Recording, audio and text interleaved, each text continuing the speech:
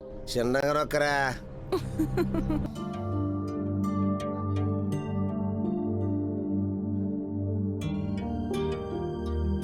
ఎన్నో సంవత్సరాల నుంచి మే ఇద్దరం ఎదురు చూసాం.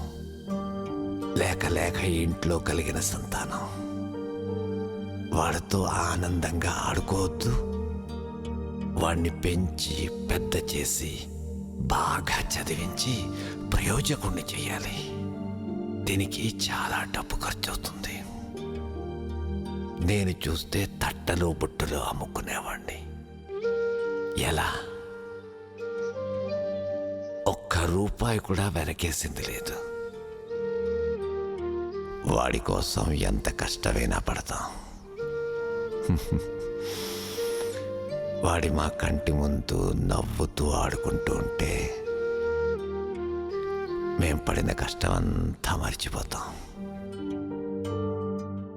వాడే మా ప్రాణం, వాడే మా జీవితం. అనుకున్నంత ఈజీ కాదు వెంకన్న. నీ చిన్నతనంలో నీ తండ్రి పోతే నీ పరిస్థితి ఏమిటో నీకు తెలుసు. 50 సంవత్సరాల వయసులో ఒక బిడ్డని కని వాణ్ణి పెంచలేక నీ వయసు సహకరించక నీకు ఏవైనా అయితే వాడి గతేమిటో ఆలోచించావా? వాడు కూడా నీలాగే అవ్వాలా?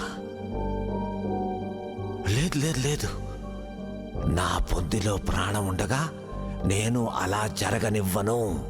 వాణ్ణి గొప్పవాణ్ణి చేయడమే మా లక్ష్యం. మాకు ఏమీ కాదు. మా సంకల్ప బలమే వాడికి శ్రీరామ రక్ష.